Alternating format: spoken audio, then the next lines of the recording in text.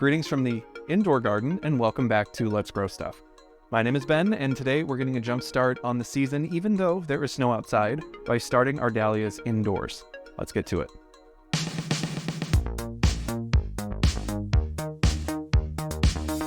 Dahlias are divas and they will absolutely make a statement in your garden. They're pretty easy to grow once you know the ropes, and they have been popular for decades thanks to their wide range of flower colors and forms.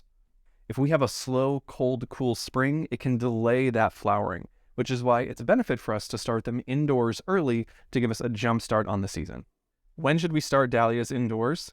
Give yourself at least 6 weeks before you plan to plant them outdoors. Before you get started, make sure you have a good location indoors to grow your dahlias. They need warm soil, at least 60 degrees Fahrenheit consistently, and they need as much light as you can give them. So here's what we're starting with. This is a dahlia tuber, and it sort of looks like a collection of little potatoes. You either dug these out of your garden last fall or purchased them fresh this spring. Before we plant them, let's inspect them to make sure they're healthy first. Every dahlia has 3 parts: the tubers, the neck, and the eyes. The tubers are these big, bulbous storage roots, and they come in all shapes and sizes. Be sure all of your tubers are plump and firm, and discard any that are shriveled, squishy, or smelly. The neck is where the tuber slims down, and so it's also where it's most delicate it can break, like this one did over here. Finally, the eye is this little bump where this year's leaves and flowers will grow. Besides your plants, here's what else you'll need.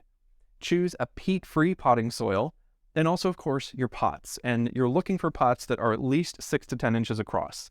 You can use either plastic or terracotta, and plastic are ideal if you're planning to plant them in the ground in your garden once the season warms up. Terracotta is ideal if you're planning to put them on a deck or patio because they're going to stay in this pot all year. Fill each pot halfway with soil. Then place one dahlia, stem side up, onto the soil. Now we fill up the rest of our pot. As you can see, last year's stem is still sticking up out of the soil just a bit, and that's okay, because this year's new growth is going to come up from below that point. You may be tempted to fill your pot all the way to the brim with soil, but don't do this, because as you can see, if it was too full, this water would run out the side instead of getting into your pot. Next, place your pots in a warm location and wait for them to sprout. Plan to water when the top 2 inches of soil is dry, or every 5 to 7 days. What comes next is an epic tip that I learned that completely changed the way I grow my dahlias. What we want to do is wait until each of our stems has a couple sets of leaves. This plant still has a little ways to go before we reach that point, but when we do, we'll pinch off the top growing point right here on each of our 3 growing stems. This forces the plant to create a sort of trunk at the base of the stem, effectively yielding dozens more flowers later in the year. Now it's time to start thinking about getting our dahlias ready to go outside. As we approach that final frost date for your region, we'll start to get them acclimated to the outdoors through a process that we call hardening off. As a reminder, hardening off is a process which acclimates your plants to growing outside.